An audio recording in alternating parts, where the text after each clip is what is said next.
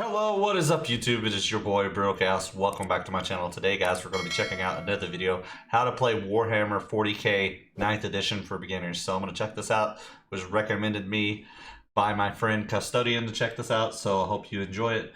Guys, thank you for subscribing. Thank you for smashing that like button. And I hope you enjoy the reaction. Like I said, anything you'd like me to react to, let me know down below. Just let me know the title, because for some reason lately I won't let y'all post links. And I haven't figured that out yet. So hope you enjoyed the video. Let's pull it up right here.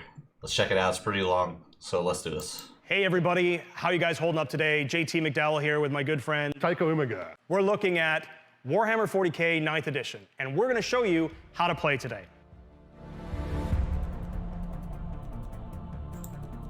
A little bit of disclaimer, guys. I don't want to pause too much, but I was going to say I have gotten to play some with Custodians, so some of it will be familiar to me now. Like, whereas before it wasn't, and now that it is, I can, check it out and say, hey, I noticed this stuff, so that'd be nice. So let's continue.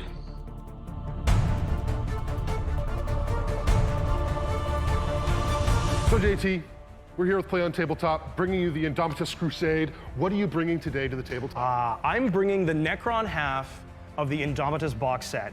40 million years ago, they went to sleep. They conquered the galaxy, and they're awakening, and they are pressuring humanity now. And humanity's on the brink of destruction because the Necrons have risen to reclaim the galaxy. But, Gulliman, the scions of the Ultramarines are going to band together, defend humanity, and yeah, bring you some real strong Primaris Marine action. It's gonna be a lot of fun. So in order to play this game, you need a couple of things to start off with. First thing you need is a rule book. That's going to tell you where all your rules are. You can buy that separately. One comes in the Indomitus box, or the basic rules are available for free to download online. You'll also... Yeah, you can get them free, or you can buy like the Codex books, which are really cool. My buddy, like I said, he has the Custodian one, so it's pretty cool, or the Custodies. You need dice. Dice are your standard six-sided dice. That's how everything works in the game. To hit, to wound, all those neat things are all based on the roll of a dice. Yep. You'll need a measuring device of some kind. So you'll need a tape measure, measuring stick, whatever it is that you need to measure in inches the ranges and movement of your models. You're also going to need a place to play. Coffee table, dining room table, or this beautiful battle mat that we have here. I'll say, from what I've learned, it'd be better to probably have like a tape measure than it would like an actual stick. Lastly, and almost most importantly for me, you need models. You need a gorgeous army so you can play Warhammer 40,000.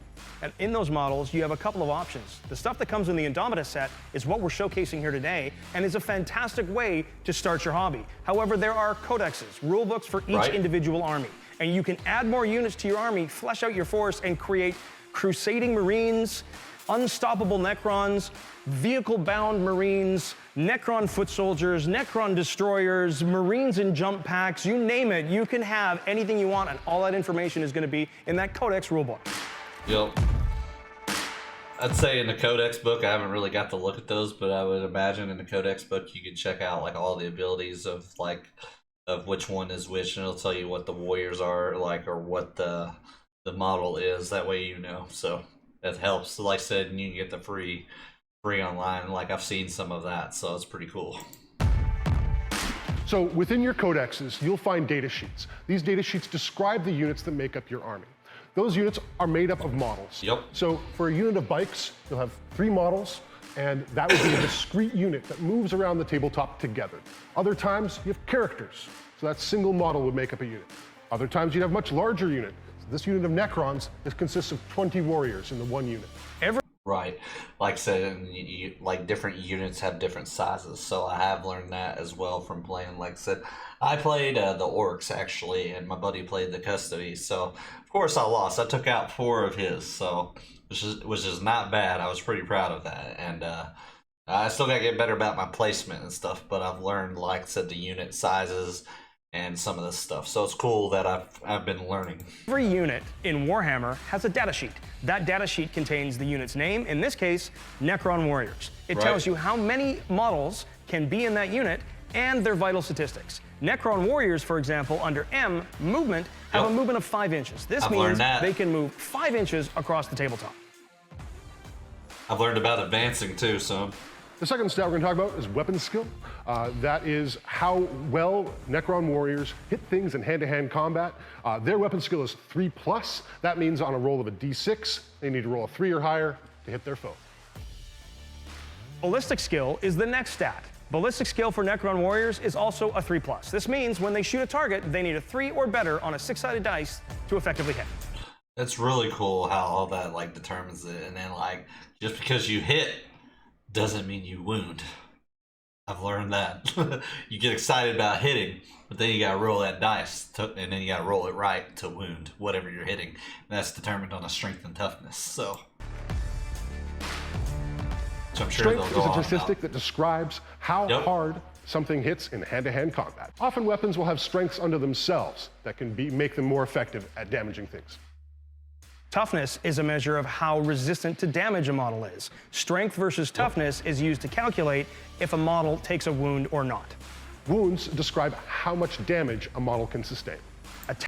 Right, so if it takes one wound, it dies, I'm guessing. Like I said, I learned that pretty quick. It's still, I will say the thing that gets me is learning the armor saves, like where that has the +4 armor save there, and like I said, I do get the wounds and the strength and toughness. I've kind of started to understand better. The more you play, it seems the easier it is to understand. And then you also got the weapon type there, which is the rapid fire, and that's how it like determines on how many shots it can actually take, which is cool. Attacks are the number of attack rolls that a model gets when in close combat. Leadership is a description of how tough a model is mentally, and will come up in the morale phase. Right. Saving throw. I've learned about the leadership too, because I had orcs. Like I said, I just like talking about what I've learned. But where my orcs had only a certain level of leadership in the morale phase, like after he killed so many of them, they actually ran away. So I had a unit just run out of there. So it's pretty cool. Is a measure of how effective a model's armor is of staving off damage that has wounded it. The Necron warriors that I'll be playing have a 4+ save, meaning should they take a wound on a 4 or better on a 6-sided dice, I will actually ignore that wound. That's cool. Next on the data sheet, you'll find the weapons. So let me listen to that again. So that's the save. If it's +4, so if he takes a, hold on, let me listen to that again. Damage that has wounded it. The Necron warriors that I'll be playing have a 4+ save, meaning should they take a wound on a 4 or better on a 6-sided dice, I will. So, okay, the save saves you from taking a wound. Okay, understand it a little bit better now. Actually ignore that wound. Next on the data sheet, you'll find the weapons. These are the weapon options that the models may have in this unit. Sometimes you get to choose between one or another. Oftentimes it'll be chosen for you for the particular unit. The two Necron weapon options here are Gauss Flayers and Gauss Reapers. Today I'm going to be playing the Necron Warriors with the Gauss Flayer, which is a 24-inch range, which means if I'm within 24 inches, I get to shoot at Tycho. The rapid fire type denotes a special type of weapon. In this case, if I'm in half range, I actually get an extra shot because of the rapid fire keyword. Weapons will often have different keywords, and those will come up as we show you how the game plays. That's really handy too, them extra shots.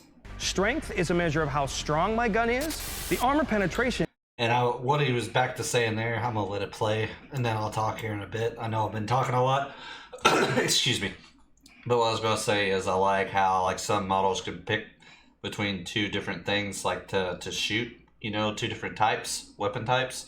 And then some models will actually let you go through each one until you're, went through each one. It's pretty cool. The rapid fire type denotes a special type of weapon. In this case, if I'm in half range, I actually get an extra shot because of the rapid fire keyword. Weapons will often have different keywords, and those will come up as we show you how the game plays. Strength is a measure of how strong my gun is. The armor penetration is very important because in this case it's -1, which makes Tycho's saving throw of 3+ on his Marines go to a 4+ or a. So armor penetration is determined. I haven't learned all this, but like so where it's -1, it actually makes him go from 3 to 4. So I need to learn that a little bit better right there. Like I said, that's something I don't know too well yet as well. So. They said a lot of that's determined between the strength and toughness, and then armor penetration, and then armor save. Weapons will often have different keywords, and those will come up as we show you how the game plays. Strength is a measure of how strong my gun is. The armor penetration is very important because in this case it's -1, which makes Tycho's saving throw of 3+ on his Marines go to a 4+ or a -1. That denotes how strong the Gauss Flare is at punching through armor. The damage characteristic is the amount of damage it will do. 1 wound should I successfully punch through Tycho's Space Marine power armor. Right. The next section talks about abilities. These are specific abilities that the Necron warriors have. Final box, we have faction keywords and keywords. That's cool. They look so good, the models do. All right, so today we are playing a incursion-sized game. I have come here today with a really powerful, 50 power level-ish group of combat-oriented Space Marines, led by a captain with a relic shield. This guy's gonna be hard to take down, and I can't wait to throw him into the lines. I'm going to be bringing the Necron half of the Indomitus box set. Absolutely love the box set. The Necron warriors look gorgeous and can shoot a ton. I'm really excited though for the Scorpek destroyers. They're a fantastic unit that can absolutely mince Space Marines up. Power armor means nothing to these guys. Backed by the Scorpek destroyer lord, I'm really looking forward to making some Space Marine sushi with these guys. The next step in fighting a battle is actually choosing the type of battle you're going to fight. Right. We've chosen Open Hostility Annihilation. That's what me and Custodian played too. You just completely take out the other team. That's it. Just kill them all. Whoever's left standing is the winner. That's quite the title of the mission. Oh, yeah. What this does is detail what our deployment zones are and how we set up our forces. So for simplicity's sake, we've decided to pick a pretty straightforward mission that doesn't involve any objective markers or other forms of scoring. But know that other missions within the Warhammer 40,000 book have a variety of ways to win and to score points. This is a very straightforward how to play this game. Shoot the enemy, chop the enemy, get at her. That's what Pretty we're out much. here to do. All right. Our next step is to set up the battlefield, and we're going to do that now. You need a place to play, and we've got this beautiful battle mat from Game Mat That's pretty EU gorgeous. and their fantastic Fallout terrain. What's even better about this terrain is it comes pre-painted. You don't have to do anything. Right out of the box, you're ready to go. Absolutely fantastic. That's so cool. So we've set up. This is our battlefield size, denoted by the size of the armies that we're playing. 30 inches this way, 44 this way, and this is kind of our pipes give us our borders a little bit. For game I've also learned that like you get, like I said, I seen there in the beginning, like you get attackers get the attack section and the defenders get their section to start out in, and then the different covers like that's there, like a ruin or different things like that, like can give you better like protection and stuff like that, or if you're behind something. And certain characters can also like ignore like behind if you have artillery or something like that. So I've learned quite a bit, but like I said, I'm no expert. Like still, I'm still a beginner, but I've learned a lot, and man, it's a lot of fun. I didn't think I'd be into the tabletop, but it's really, really fun. purposes, the important thing is to decide what keywords the terrain is going to get. We're going to call these big structures, I think they're ruins. These look like barricades to me. They do. Barricade, fuel pipe, absolutely. And then that one is going to be industrial structure. Let's go armored container, because then you can climb up and on top of it, but you don't get cover for standing on it. Because you really shouldn't, because you're in the open. Doesn't look like a lot of places to hide up there. Doesn't really look like a lot of places to fall and get punched. We're going by what GW has written in the basic rule book about what a ruin is, what a barricade or fuel pipe is, and what an armored container is. So the specific keywords like obscuring and light cover and those kind of things are right out of the rule book. Yep. And now we determine the attacker and the defender. Here we go. Haha! I am going to choose to attack. I suppose I'll defend.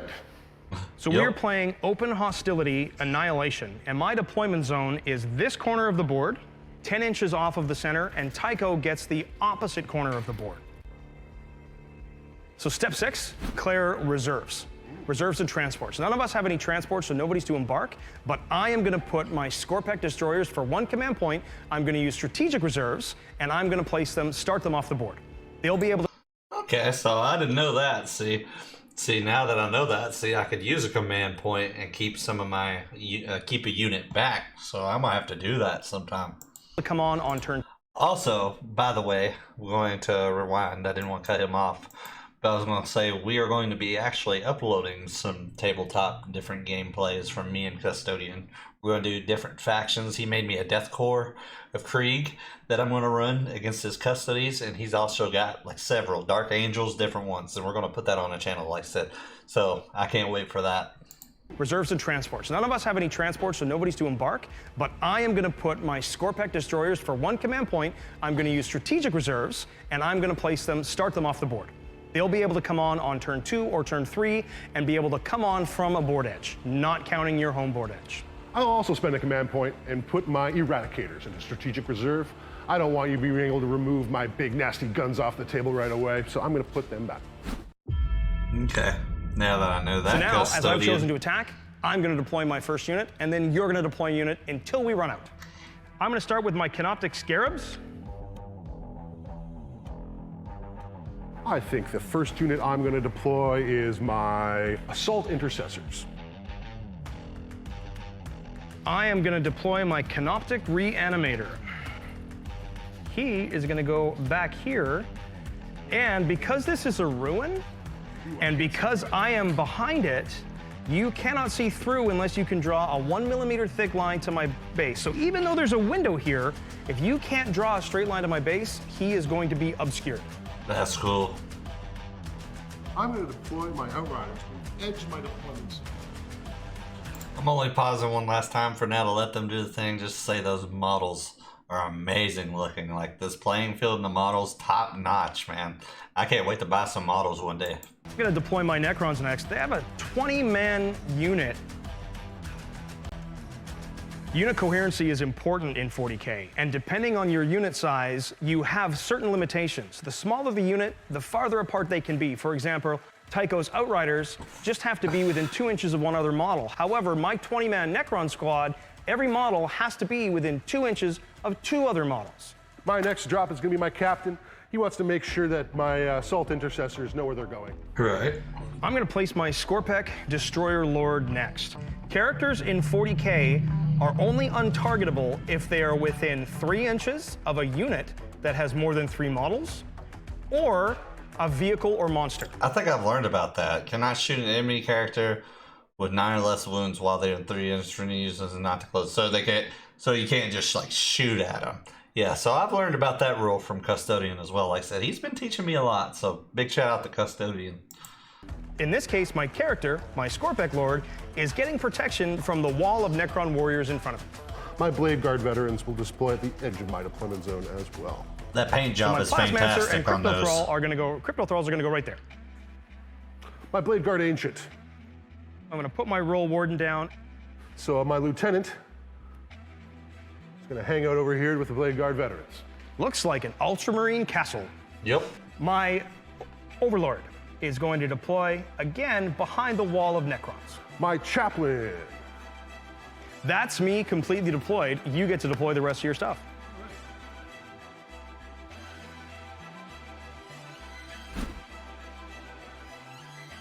Determine first turn. All right, so now down to the roll of a single dice to see who goes first. Best of luck, Tycho. Best of luck, JT. JT wins the roll. Now that we've deployed and rolled for first turn, we would resolve pre-battle abilities and stratagems. I don't have any. I'm going to not do orbital bombardment. Off we go. There we go. Start the mission. A Warhammer player turn consists of 7 phases. There's the command phase, where command abilities are used and you gain a command point for a battle-forged army. The movement phase, where models are moved, you choose to advance and how you move in this phase. The psychic phase, where your spellcasters and psychic-powered units can do their magic fun stuff. The shooting phase, where your units armed with shooting weapons and ranged weapons can target and shoot enemies. The charge phase, which is where you choose which units to get into combat with. The fight phase, which is where you fight and chop stuff up in close combat. And finally, the morale phase. The morale phase is where you suffer battlefield losses and possible combat attrition. Yep. And sometimes, like I said, where he used the custodies, like Avenge the Fallen would come into play there. Like after I kill some of that, man, it'd take some of my dudes out, dude. It would hurt. So that's clutch. Start of the command phase, you get a command point. So I get a command point at the start of my command phase. I was at 6 to start the game, 1 to put my Scorpec destroyers into reserve, and now I'm back up to 6. Command points are used for stratagems, things like Overwatch or falling back if you're tied up in combat, but we'll talk about more of those as they come up. Now, during my command phase, I do specific things. In this case, I will take my Overlord and I will tell my Necron warriors, "To my will be done." That means my Necron warriors are going to get +1 to hit in both shooting and fighting. Ooh, they're mean. 10 times success there. So from the command phase, we go to the movement phase. The move characteristic on my models determines how far I go. I'm going to start moving. My Scarabs move 10 inches, +1 for my Overlord's bonus, and they fly, which means I ignore intervening terrain. I am floating beetle bugs around the board. 11 inches. That's These smart. guys, I believe, move 5. I'm not going to move them very far at all. Just going to move them to get a little protection there. I don't want to get too close to you because you're really good at shooting. 5 + 1 is 6. I'm going to move the Canoptic Reanimator. Smart. Using that cover and stuff like that. I gotta get better about using the cover, using the terrain, and things like that. Knowing where to set up certain units in certain areas is major, and then learning what the enemy can do and what the strengths and weaknesses is major as well. I am going to advance my Scorpec Destroyer Lord. So advancing is when you take, instead of moving a normal movement, you add a d6 to your movement, and that's how far you can travel. So my Scorpec Destroyer Lord is going to advance 8 + 5, 13 inches. I just want to get to 18 inches of the bikes. I'm just going to move this Overlord up to here. That's the summation of my movement phase. Now we go to the psychic phase. They don't have any other I have thing? no psychers. However, the next step is psychic phase. If you had psyker units, librarians, wizards, warlocks, etc., now's the time that you would cast their spells, use their abilities. We don't have those, so we can go right to the shooting phase. Yep. One of the key things to pay attention to on all your data sheets are the ranges of your weapons. My Plasmancer has an 18-inch range. However, I don't want him to get too close, so I'm not going to move him up. My Royal Warden has a 24-inch range. Now, he's well within that to shoot at Tycho's intercessors, so I'm happy with that placement. I've chosen to advance my Scorpec Destroyer Lord because that way I can get Tycho's bikes into range of his 18-inch weapon. It's an assault weapon, so I'll have a penalty to shoot it, but I'll still be able to shoot it even though I've advanced. Normally, you can't fire a weapon after you advance. My Necron warriors will be able to have a choice of targets, as their range is 24 inches with their Gauss blasters. And I have my Royal Warden in range of your assault intercessors. It's about the only thing he can shoot at, so I'm going to target your assault intercessors with my Royal Warden. It's rapid fire 2 at 24, which means I get 2 shots at 24 inches of range. I need 3s to hit you. I hit you once and I miss you once. My strength on my weapon is 5 and your toughness is 4. My strength is higher than your toughness, but let's take a minute to explain exactly. And this will determine what he has to do to wound, or how many rolls, or how high the dice roll needs to be. So I'm thinking where I've learned he's got a strength of 5 and he's a toughness of 4. He only needs to hit he don't need to have to hit very high. I know that. What that means to everybody watching. When a strength and toughness characteristic are equal, you have a 50-50 chance of wounding your target. That means a 4 up on a d6. So you have a better chance, like I said, if it's higher. So he has a good chance here. 24, which means I get 2 shots He at has a 24 really good inches of chance. range. I need 3s to hit you. He has a good chance to I wound hit him. you once and I miss you once. My strength on my weapon is 5 and your toughness is 4. My strength is higher than your toughness, but let's take a minute to explain exactly what that means to everybody watching. This is a When a really well strength put and together toughness video. characteristic are equal, you have a 50-50 chance of wounding your target. That means a 4 up on a d6. That means a 4 up on a d6 exactly. If my strength is 4 and your toughness is 4, I need a 4. If my strength is 6 and your toughness is 6, I need a 4. If it's even, it's 50-50. If I'm stronger than you are tough, it's easier for me to wound you. Yep. So if I'm strength 5 and your toughness 4, I get a +1 to wound, 3 or better. That's what I was gonna say, at 30. If I'm strength double your toughness, however, then I actually wound you on a 2 or better because I'm double or more than. Okay, that helps me out a lot to learn. So the higher the strength to the toughness with wounding, man, is going to be major. Strength double your toughness, however, then I actually wound you on a 2 or better because I'm double or more than your toughness with my strength. That means the only way I'm failing to wound you is on a 1. Yep. Conversely, it goes the other way as well. So if my toughness is higher than your strength, 5 or higher, to wound something that is of higher toughness. If I have double the toughness of your strength, then you need a 6 to wound me. So it can be very difficult to wound large structures, So if he's only got that and his toughness is higher, he needs really high rolls. If I'm strength. So it's easier if your strength is better than your toughness. If the toughness is better than the strength, you gotta learn which characters are at least you have a better chance with your strength to do. Double your toughness, however, then I actually wound you on a 2 or better because I'm double or more than your toughness with my strength. That means the only way I'm failing to wound you is on a 1. Conversely, it goes the other way as well.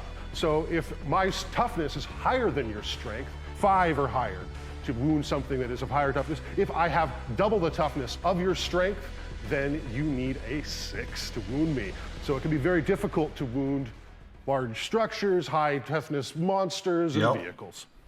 So I hit you once with my Royal Warden, and I'm strength 5 versus your toughness of 4. That means you need a 3. And I failed with a 1. I'm gonna fire my Scorpic Lord at your Outrider bikes.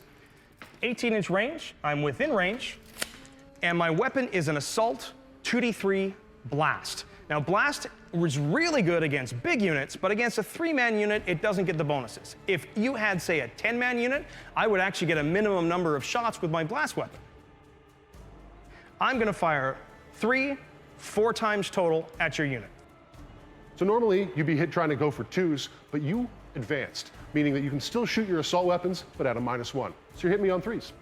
So I get 4 shots from my Scorpic Lord.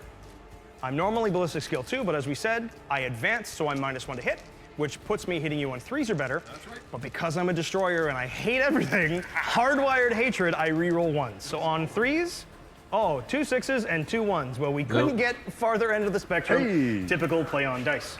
I reroll the 1s because of the destroyer, so I get 4 hits. Now my weapon is strength 6. What's the toughness on your bikes? My toughness is 5, meaning you're wounding me on 3s. I'm wounding you on 3. So how many wounds do I get? Ooh, look at that. So I've rolled 2 wounds. I wound you on 3s. My 2 doesn't wound, but because I hate everything, I also reroll my 1 to wound. And it doesn't matter. So I've wounded you twice. These are both at AP 1, which means your 3-up save is gonna be a 4 or better, and they'll do 1 damage each to your Outrider bikers. So I need a 4 or higher to stop these wounds from hurting my bikes. 2 3s, that's not gonna help me at all. I've taken 2 wounds. I get to pick as the receiver of my wounds which of my models take these wounds, but because I am a multi-wound model, I have to take all the wounds I'm taking on one particular model until he is dead. Now I've got my Necron Warriors left. One of the key things to remember. So where it's like the bikes are together. See, I didn't know that. When the bikes are together, they all take that. So that's major. Like, he's doing a lot of damage right there. Is if you can't tell what you can shoot at, get down to the table and look. I'm looking at what my Necron Warriors can see, and well, it's not a ton. I'm gonna shoot 10 guys into the bikes. I'm gonna shoot 4 guys into the Blade Guard vets, and I'm gonna shoot 6 guys into the Assault Intercessors. Sounds good. So that's how my shots are gonna break up. So let's start with the bikes. 4, 8, 10 shots. Now, they were the benefits of my will be done. So they will be hitting you on 2s. Effective. Very effective. I hit you a lot. I'm strength 4. That's 5, you're wounding me on 5. So I need 5s to wound you. Ooh, there's a few 5s. I get 1, 2, 3 wounds, -1 AP, so you'll go to a 4 or better save. 4 or better, save my bikes. Ooh, look at that. I rolled pretty well there. I got 2 saves, 1 wound gets through. That means my bike is still alive. Oh, and I did not kill a bike. Well, that's too bad. Close. Now the 4 guys are shooting into your Blade Guard veterans, targeting them. 3 hits, strength 4, toughness 4 or 5. So I'm wounding you on 4s. I get no wounds. Oh, that's stinks. 6 shots into the It's all assault about the luck of the intercessors. dice. There you go. And I hit all 6 hit. times. Thank you, my will be done. Wounding on 4s. Wounding on 4s because toughness 4. Now I'm AP 1, but you are getting cover. So that means that there's no effect to my armor. I'm still saving on a 3 or 3 higher. or better. So Yep. I have failed twice on this particular armor save, and that means that I lose an intercessor because they have 2 wounds apiece. 2 wounds each. So Bye-bye. this guy here dies. He's gone. That is the end of my shooting He phase. took out 1. Now we go on to the charge phase. During I've the learned charge about phase, this, you can too. declare charges on any units that are within 12. I think this is like if you want to, you can advance, and like I said, normally you can't attack. I believe, like I said, so like unless the unit like has some kind of special ability to it. 12 inches. You have to be able to reach the unit that you charge. So I have an option here to charge your assault intercessors. I would need a 12, but I know that 9 assault intercessors against 6 canoptic scarab swarms is a definite loss for me. So I don't think I'm going to charge. Nope. That means we go from charge phase to assault phase because nothing is within engagement range. Engagement range being Okay, so you can only charge what you can actually reach. Dude, I'm still learning even though I've played, so that's cool. 1 inch from an enemy model. There is no fighting. We go right to the morale phase. I have taken a loss, which means that I need to take a morale check for the unit that has taken the loss. So I roll a d6 and add to it the number of models that I lost. My leadership is 8, 9 because I get +1 for my general, which is right back here. And that means that the total of 2 is not higher than my leadership. I don't fail my morale test. I don't have to take combat attrition. I'm okay. My Space Marines are stalwart. So that's the end of my turn. So they're I still don't kill there. any They're units not this running turn. yet. I do some wounds, but I killed a single model. Tycho, on to your turn 1, sir. Sorry about that. We had an advertisement. Now we're on to Tycho's face here. To the neck. Actually, to the not the neck. The Mary Sue's. The total of 2 is not higher than my leadership. I don't fail my morale test. I don't have to take combat attrition. I'm okay. My Space Marines are stalwart. So that's the end of my turn. I don't kill any units this turn. I do some wounds, but I killed a single model. Tycho, on to your turn 1, sir. Not bad. All right, my turn 1 starts with my command phase. So I generate a command point for being a Battle Forge armor. So I'm back up to C. 6 command dice. I have a litany of hate to sing with my chaplain, which he succeeds on a 3 or higher. He succeeds. He succeeds. Important to 3. note how Tycho is moving his bikes. Only infantry, swarms, and beasts can move through ruins. That's what the breachable keyword is referring to. And despite me wanting to have cover from your nasty, nasty guns, I need to engage you quickly, so I'm just going to get as far forward as I can. Yeah, he's got them melee swords. He's got them. I don't know what they're called, but he's got the swords. Got the chain All right, swords that's there. as far forward as I can get without advancing.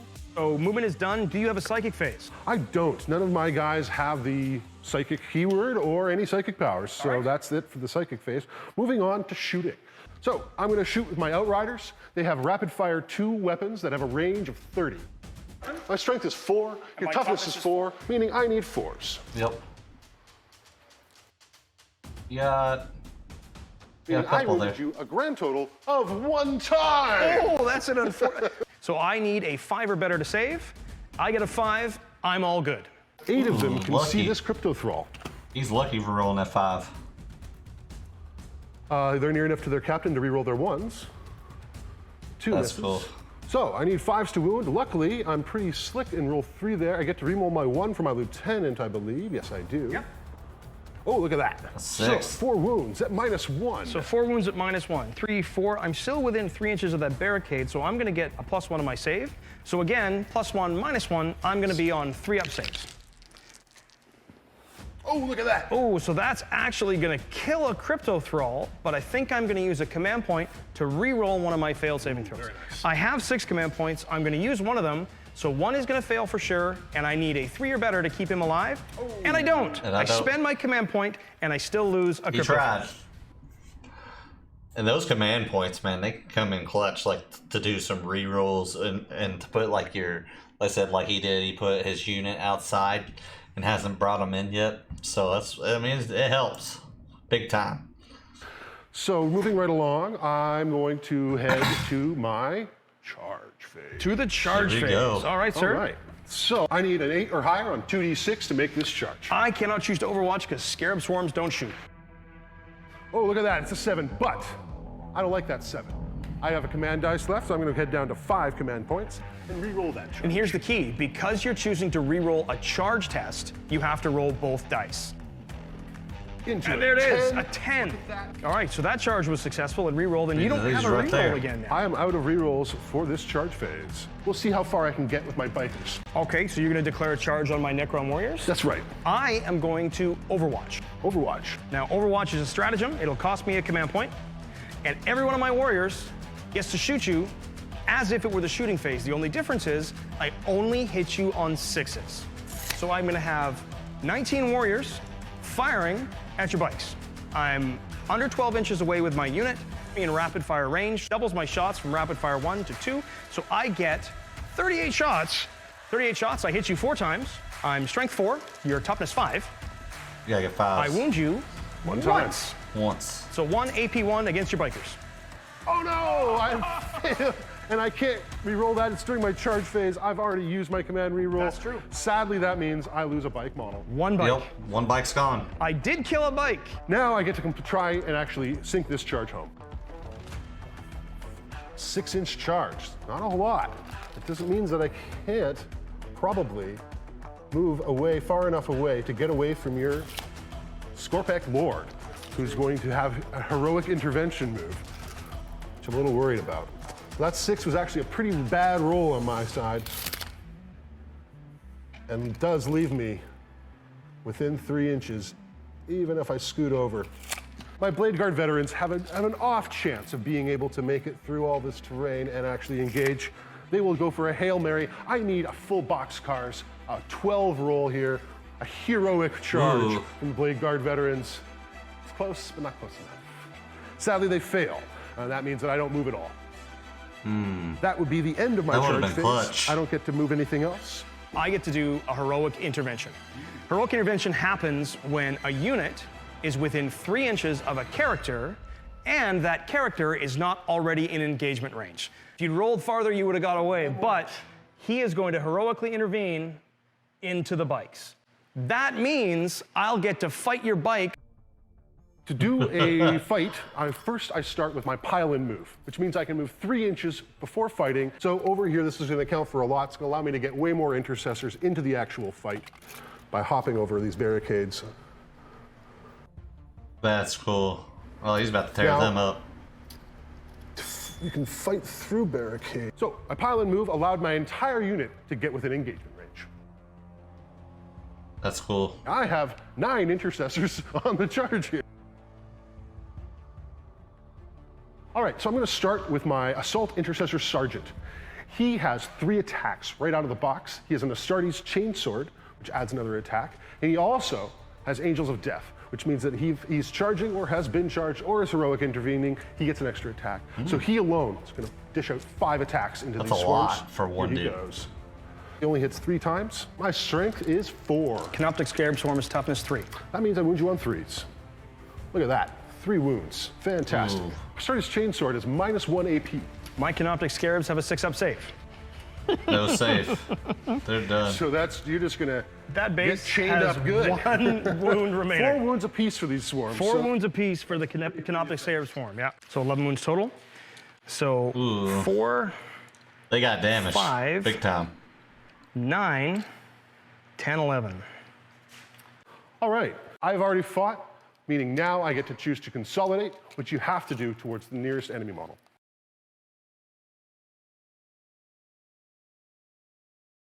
That's cool. All right, so next I'm gonna pick my next charger. It's my bikes. I'm going to spend 2 command points of my remaining 4 to take me down to 2 to choose to interrupt during the fight phase. I've done the way this this before. works is because you've already declared an active fighting unit, After you've declared a unit to fight, I can spend 2 command points to interrupt with one of my units to then fight you before you get to fight again. Again, it can only happen once, and I'm going to choose the Skorpek Destroyer Lord. But why? Because those bikes scare me. So because He really hates the bikes. All right, so next I'm going to pick my next charger. It's my bikes.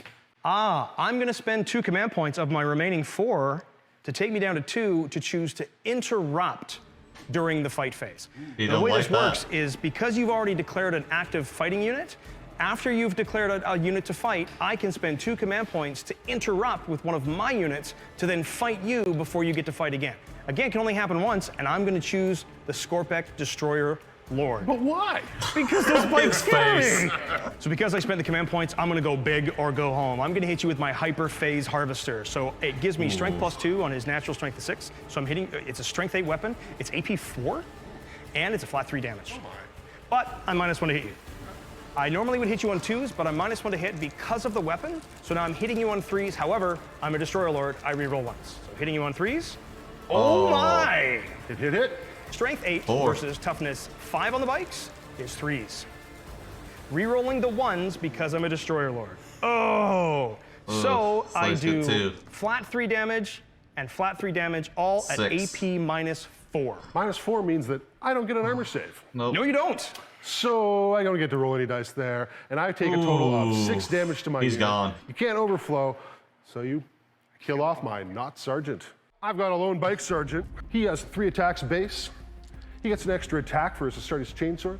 He gets a further extra attack for Angels of Death. And finally, he gets 2 extra attacks for Devastating Charge for being an Outrider. So that's 7 attacks on the charge. Here he comes, chopping up Necron Warriors wholesale. I'm so glad I killed the other one. Oh, look at those 1s. Where's his captain when he needs him? So AP -1, my Necron Warriors have a 4-up save, which means I'm on 5-up, I save them. I save 2, and I fail 1. I'm okay with that. I will take out a Necron Warrior. And that's all your charger, sir? That's it. So then I'm going to get to fight back with my Necron Warriors. So I've got 9 Necron Warriors that can fight back against your Primaris Outrider Sergeant. I get 1 wound on each psycho, no armor penetration value. That means Dude, it's fun to play, but it's really fun to watch as well. I get a 3-up. That's a 2. I take a wound. Actually, I'll use a command stratagem here to re-roll that because I can. It's near the end of my phase. A 3. That'll do it. They have 4 attacks each. Any 6s will automatically wound you to hit because feet are mandibles. So I need 5s. So that is going to be a total of 3 wounds against your Intercessor Assault Squad. Saving me on 3-ups. So I took a wound. You took a wound. You in the back, the morale phase. I have lost enough on my bikers this round to get a +2 to my roll. Actually, that means with my leadership of 8, I still can't fail. You still can't fail. I lost 2 Necrons, and because of the +1 to the leadership from my Overlord, my Necrons don't have to test either. I lost 3 of my Canoptic Scarab Swarms, which normally you would think they'd need to test for morale, but as their leadership 10, I cannot roll a 7 on a 6-sided dice. Those swarms are excellent. I have tried to roll 7 on a 6-sided dice, but it doesn't work. I don't think it works so like again, that. nobody has to roll morale at this point. That takes us to the end of the first turn. All right. Yep. Round 2. All right, turn 2. Now it goes back to him. This is the second round. And nobody has to roll morale at this point. That takes us to the end of the first turn. All right. All right, turn 2. Turn 2. So turn 2, my command phase, first thing I do, get a command point. My Royal Warden is going to use his adaptive strategy ability to allow my Necron Warriors to fall back and still shoot and charge if they choose to. Intense. My Overlord is going to use his command ability to give them my will be done. I get 1 back, and I don't get 1 back. He's just got to be placed in coherency with the rest of the models. Movement phase. So start of my movement phase, I'm going to move my Royal Warden. I'm going to move my Crypto Thrall just about an inch away so I can't fail a charge. And I move my Plasmancer a couple inches away. All right, so now my Necron Warriors, because of the adaptive strategy, are able to fall back, and they'll still be able to shoot. That's my Lord. He's going to move up to here. Reserves. So it's the second turn, which means I can bring my reserves on from any table edge except in your deployment zone. I have all 3 of my destroyers as well as their plasma sight to come in. So 9 inches from these guys, that puts me all the way back here. So I'm gonna go there. Plasma sight's gonna hide there. He's gonna go there. And this guy's gonna bring up the backside. My Plasmancer's Harbinger of Destruction ability, unit with an 18 that's closest, which is your Assault Intercessors, on a 4-up, you take mortal wounds. So that unit takes 3 mortal wounds. Ouchity, ouchity, ouch. I don't get any saves against that. So my Royal Warden is going to shoot 2 times into your Blade Guard veterans. I hit you twice. I am Strength 5. I do not wound you. So Strength 4 versus T4 is on 4s. So that's 1, 2, 3, 4, 5, 6, 7, 8 wounds, sir. Man. 8 wounds, AP 1. So I am a Blade Guard veteran. I have a Storm Shield. 3 wounds. We use a stratagem that costs 1 command point to re-roll one of these once. Hopefully save myself a Blade Guard veteran. It does! Huzzah! I'm gonna have 2 wounds off. I'm going to declare a charge with my Overlord into your Primaris Outrider. This is where it goes. Yeah, it gets really good, and like when you're getting surrounded, man, it's like, oh no. 9 inches. All right, so I'm gonna charge my Crypto Thrall into the Assault Intercessors. I hopefully can make it. Look at that, I can. And now, to get within an inch of you, yeah, that's a big charge. I need at least a 10 to reach with my destroyers. Otherwise, they're gonna stand there and do nothing. So here we go. Oh, I failed. I'm gonna spend a command point on the stratagem to re-roll. 11! That's cool. So they're there. That's cool. All right, so start of the fight phase, before I declare who's activating, I have to declare whether I want to inject tainted energy into my Scorpex. On a D6, I roll. If I get a 1, it actually kills one of them. So my destroyers are going to have an extra attack and +1 strength. So I have 2 weapon profiles inside this unit. There's the Threshers, and then there's the Reap Blade. So I'm going to do the Hyperphase Reap Blade first, just because it's so fun. I hit you on 3s. Oh, I only hit you twice. I don't want to spend any command points to re-roll that. And I rolled 2s. Ugh. So Strength 8 versus Toughness 4, I need 2s. So that's 2 at AP 4 and flat 3 damage. So I'm just going to kill these 2. So I'm wounding you on 3s. Oh, only 3 wounds at AP 3. Flat 2 though. So 6s.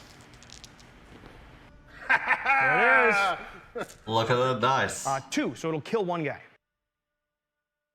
Ugh. 3 attacks from my Overlord hitting you on 2s. He's getting lucky, I man. hit you twice. I'm at Strength 7 versus Toughness 5, so on 3s to wound. I'm going to command point re-roll that. That 2 becomes a 4. 2 wounds at AP 3, D3 damage each. Oh! Save one of them, I believe. Man, he's getting lucky with these 6 the 6 rolls, man. Big time. Damage is 3 wounds on your bike, sir. He's got 1 wound left. Well, I hit you 8 times. Oh, good lord. I'm Strength 6. No bonus to my strength, so I'm winning you on 3s. Okay. Re-rolling once. Okay. Oh, look at that. Well, Isn't Tycho, that fun? you get to make 8 AP1 saving throws. So if I roll 4 or higher, if 8 you roll times, 8 4s, I'm okay. oh, Oh, and he almost does. failed twice. Sadly, my bike sergeant has been destroyed. But he's gone. I've taken quite a few losses on my He took a lot of losses on the Marisus. intercessors, 5 in fact this round, meaning I get a +5 bonus to my roll, and I need to come under my 8 leadership. So I'm not particularly confident in that. I'm going to use a stratagem. Cost me 2 command points. That is insane bravery. This means that I just don't have to roll, and they're going to stand there and keep fighting. That's cool. This is the only opportunity I'm going to get to use this stratagem. It says particularly in the stratagem itself, it's usable only once per game. That's clutch, actually, because then he doesn't have any of them running away. They're going to stand there and fight. Command phase. I'm going to gain 1 command point back. Sing a lot with my chaplain. La la la.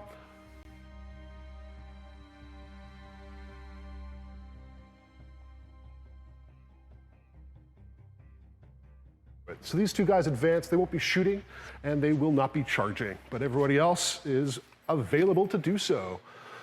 At the end of my movement phase, I'm going to bring on my strategic reserves. So I'm going to bring them right here. Uh-oh. I have eradicators. Oh, do you ever? And eradicators eradicate things. I am going to empty the unit because if I declare only 1 target for my shooting phase, with all of my models in my unit, I get to shoot twice. So I'm going to do that. Oh, not too beautiful, only 4 hit. Okay. I have a strength of 8, you have a toughness of 6. 6, yeah. So I'm wounding you on 3s.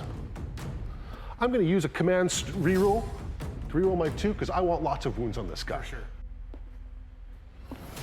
That means that all wounds get through at minus 4. 4 wounds at minus 4. Oh, that punches my armor completely, but he has what's called an invulnerable save. And an invulnerable save is a flat save that doesn't get negated by armor penetration value. It's, oh, lordy. Oh, and I fail 3. I need to try to make him live.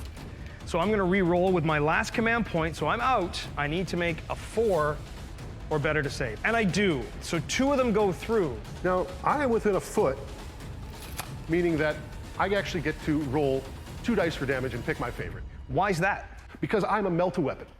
So for the first one, 6 damage. Down he goes. That's gonna kill him. So you don't even need to roll the wounds for the 2nd damage. So my Scorepeg Lord is eradicated. Who did some He's eradicated. He's gone. GG's to that man. work and heroically intervened is definitely eradicated. Those 4 guys who are in combat, and because they have pistols, can shoot in combat. That was smart, though. That was smart. Crypto Thrall. I'll hit. And 1, T5. 2 wounds. 2 wounds, and I have a 3-up armor save. What's the AP? So I need a 4 or better to save, and I Down he fail. goes. And I'm out of command points, so my Crypto Thrall is dead. Blam! This is close, man. This is a close game. Blam! My first charge will be my Justiciar. That's only a 5. But he didn't need it, so in he comes. Charge with my Blade Guard veterans into your warriors. Yes, and sir. again, no Overwatch. Nope.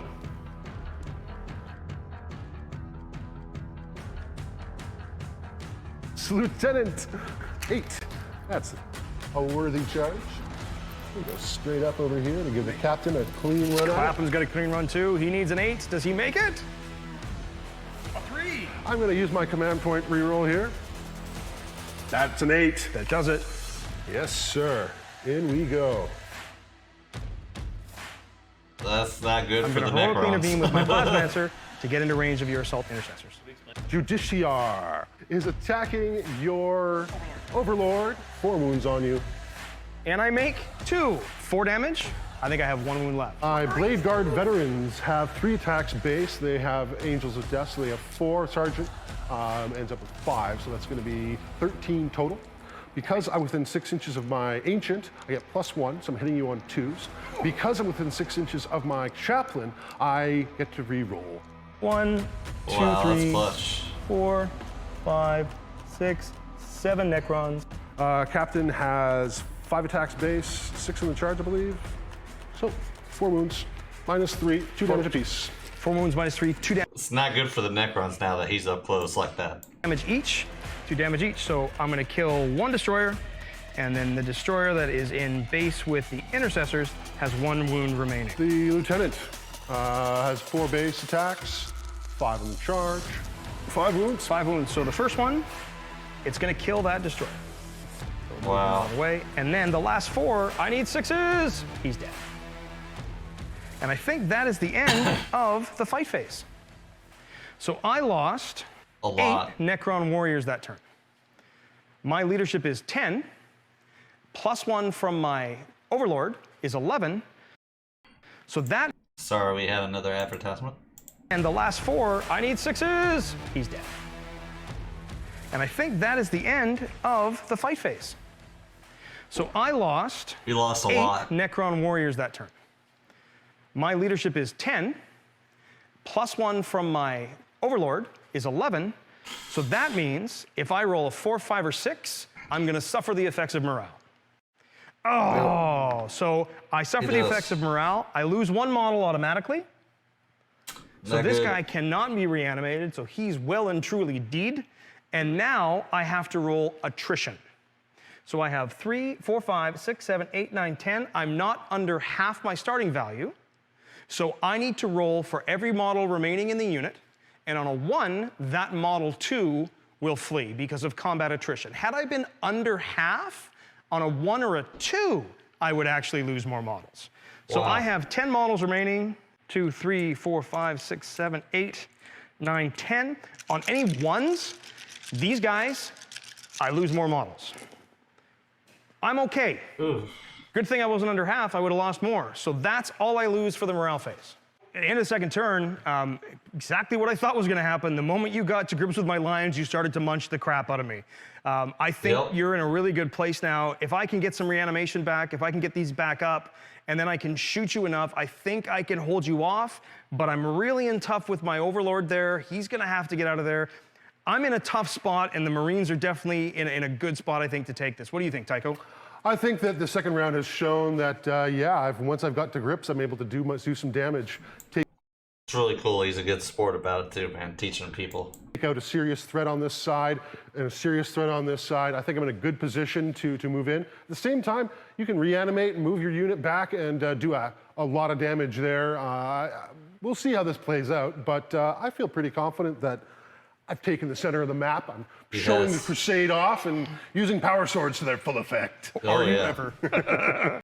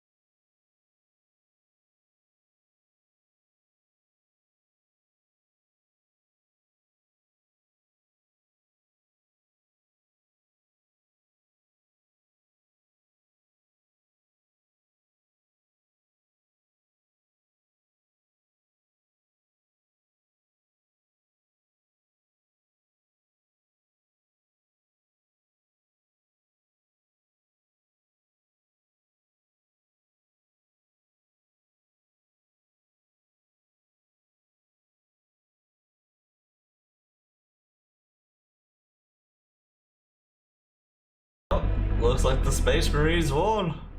I really hope that this helps you learn how to play the game of 40K. It's a fantastic good time. We've had a great time showing it to you. We're very happy to kick off 9th edition 40K with the Indomitus box set and its contents. We had a lot of fun filming this. We hope you enjoyed watching and hope you learned something.